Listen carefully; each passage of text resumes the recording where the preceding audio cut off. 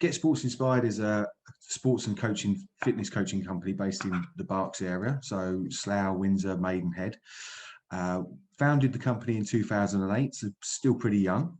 And our main aim is to inspire the whole family to try and get active and live a healthy lifestyle. So it could be toddlers, it could be children, teenagers, parents, and even grandparents. We've got a wide range of classes, such as toddler football, Pilates, family Pilates, boxercise, family boxercise, seated exercises for the over 60s, football sessions for toddlers and adults, and we also start a ladies football team in the new year as well, which we're really looking forward to.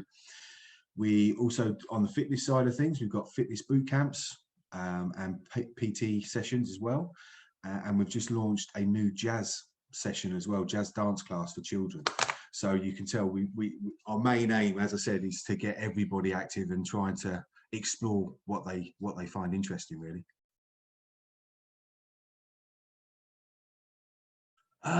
So my background previously was working for several big corporate companies, blue collar, I think you'd call it. But I found that you're more than you're just a number. So it's really difficult to get your point across and move in a direction that you feel could be a massive benefit to the company, but also the customers as well. So I've always had a passion for sports. I've played football kind of all my life, growing up with it and running, etc. So I really wanted to try and make a difference. Spotted a gap in the market, I believe, with this type of company where we're offering everything for the whole family. And that's where it all started, really, a seed in the mind, and we took it from there. And now we've created Get Sports Inspired, with the aim of helping new mummies with mummies and baby fitness classes or move and groove sessions, toddler football, so we're helping all the young boys and girls as well. Plus we've got the teenage football. So it really is a case of seeing a gap in the market and having everything under one banner, which I think we do, and we've done quite successfully in the 2 years we've been open.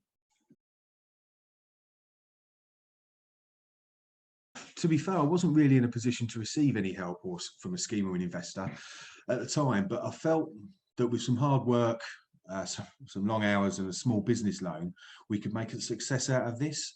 For me, it was about having a product or having something that we felt could make a difference in the market, and really going for it. And thankfully, 2 years down the line, I've got 3 full-time members of staff that are bought into our ethos and our values. And in January, next year, we take on 3 new apprentices, which will be the first time. So we're really looking forward to that. That's massive for us, helping the community again and taking on 3 new young starts.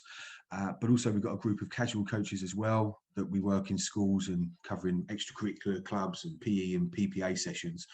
So it's a vast array. But as I say, we kind of just went with an idea and worked really hard to kind of make that fruition, really.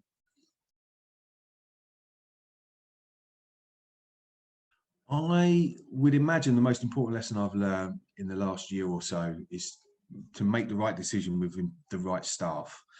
You've got to be vigilant. It's your company, so you have to make sure they're the right fit for you. You work hard to bring your idea to the forefront, and having the right people around you is going to make a massive difference. They have to buy into what you're trying to achieve, and you need people to think about taking the company forward and not just thinking about the wage packet at the end of the month. So I think that is a massive learning curve for me.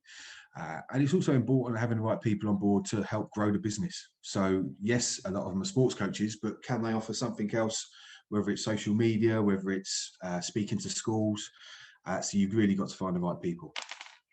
And that's been difficult.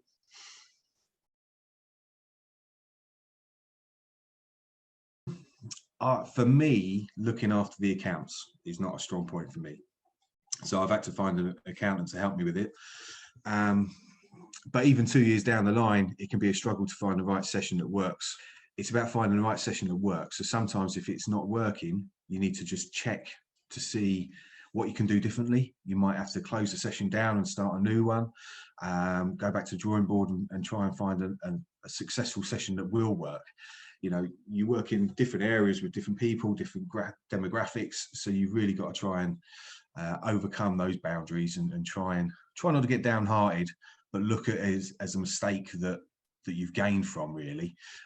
So they're the two things I've struggled with, but keep on going and keep trying, and things will work out well.